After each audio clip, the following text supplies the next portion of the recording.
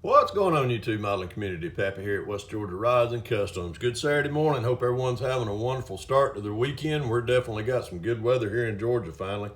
Sunshine today, no rain, thank God. Going to be kind of some good, probably good temps down here today. We had a little bit of snow up in the higher elevations of Georgia this week, but nothing down here in the metro Atlanta area. Uh, Hopefully, going to try to get a little bit of bench time today and tomorrow. Got a few things we got to do around the house, but do a little shopping and stuff. Got to go pick up some supplies over at Hobbytown, USA for some of the builds I got going on the bench here. Thought I'd give y'all a little update of what I've got going on here. First off, I'm working on the 1/72nd scale Folk Wolf, the FW109A. This is the kit that old Al Wood over there across the pond, he was so gracious to send to me. Let me get it over here in the sunlight, which what sunlight I've got in here. Working on the camouflage right now. Got pretty much a little bit of it done. Still got to do some black down through the back rib of the fuselage and then up into the vertical control surface up the spine right here, and then do a few spots back here on the back of the vertical tail surface. So get that done. Pretty much get the details on it. There's the underneath side of it. There's underneath the fuselage. Got all that detailed. Got everything. It's coming along quite nicely. This is a great kit. Really enjoy doing these 1/72nd scale. Going to do a little it's a vignette that I got planned, so I'm gonna set that back over there. Work on it a little bit more, but it's still a work in progress. On the bench also, the Revell 41 Willys Pro Street. This is a great kit, man. When I opened this thing up, got looking at it, I really fell in love with it. I see these kits built a lot at a lot of shows. I just hadn't built one. I wished I'd started a little bit sooner. The body lines of this car, the big fat fenders, nothing better to do a Pro Street with than this one right here. And this one comes already Pro Streeted. Let me lift the body off of the frame and I'm going to show you what I got going on with it. It's got a 4-link suspension in it, which is really good. Got the big fat Pro Street meats in there. Got some real nice wheels on it. Everything's already been done as far as the having the Pro Street, as far as the narrowing the frame and all that for you. The only thing that I don't like about it is the rake of the car. The front end, the way it actually sets up about that high, almost level, when you got the the lower A arms and the upper A arms on it. So it sets up about like that. I wanted to get it with a little bit of downward rake to it. So I'm not going to do anything to the rear end. I'm going to keep it pretty much well at that position right there. But what I did do was I added, and let me get drilled in right here. I added some styrene. Let me back off. I added that much styrene all the way down the top of that frame. You can see it real good on the back side here. I hadn't got it blended in on this side like I have on this side. I've already sanded that down to a round edge. I still got to sand this in and get these back sides sanded in. But that's about how much rake that it will have. It won't be dragging the front, as far as the A-arm cross member, it won't be dragging the ground, but it'll be off the ground about that much right there. I'm trying to get these tires tucked up into the fender well. Let me get this mock back up here.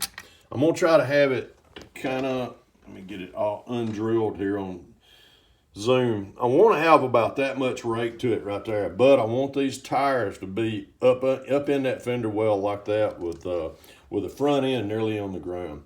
This is, like I said, this is a great kit. This is the Hemi engine that come with it right here. It is a blown Hemi, so if you're looking for a good blown Hemi engine, right, this kit's already screaming horsepower.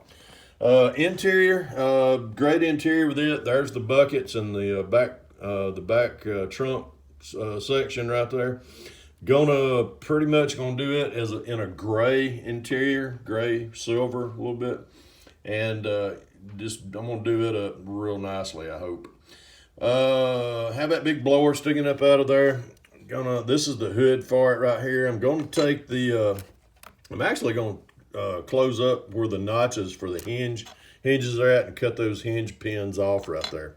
I'll just set it down on top of it, but I'll fill that in and get that blended in on the inner fender well. There's really no fender wells on it, but anywho, one of the things when I was cutting off I had to cut the A-arms off of this upper section of the frame. That's what these two pieces are right here. And then this lower cross member has the lower A-arms attached to it. So a little bit easier. You can actually lower it. I'm gonna have to add on to the as far as the steering arms right here. I'm gonna add on some tubing where those little notches are at.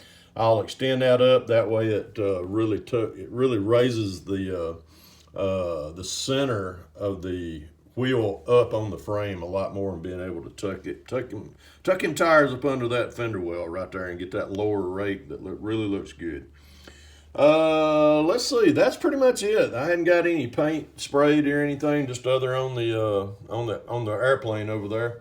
And been watching a lot of videos, a lot of great stuff coming out on YouTube. A lot of you guys, y'all are quite busy, and been really enjoying watching y'all. I was watching Ed Hatmaker over at Ed's Attention to Detail. He was giving kind of Ed's an old salt like I am with the Navy. And he was giving a little history on challenge coins, and he was gracious enough to show us a lot of his challenge coins that he's accumulated during his career in the Navy. I still have a lot of mine. I actually got them put up. Don't ever pull them out anymore. But I did have one which I receive. I receive one each year during Veterans Day. Where I work at Delta, they do a Veterans Day celebration each year. And they hand out challenge coins to any of the veterans that have served in the 5 branches of the military. And this is one that I received a couple years ago. I had it in my dresser drawer, and I thought I'd pull it out and just kind of give attention to it. If you don't know what the history of a challenge coin is all about, go over to Ed's Attention to Detail, and he'll give you the brief history of what challenge coins or how they got started. And it dates all the way back to the Roman era. I mean, a long, long time ago. That's actually, a couple days before dirt was invented. But this is one of the challenge coins that I received a couple years ago. I think this was the Veterans Day celebration in 2016. And it's great to have these.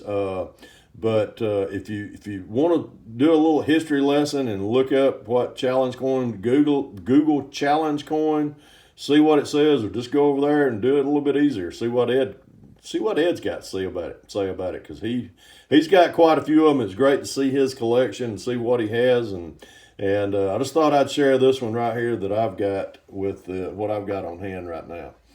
Anyhow, that's everything that I've got on my bench. Gonna try to get a little bench time. I got to get some supplies at Hobbytown USA today.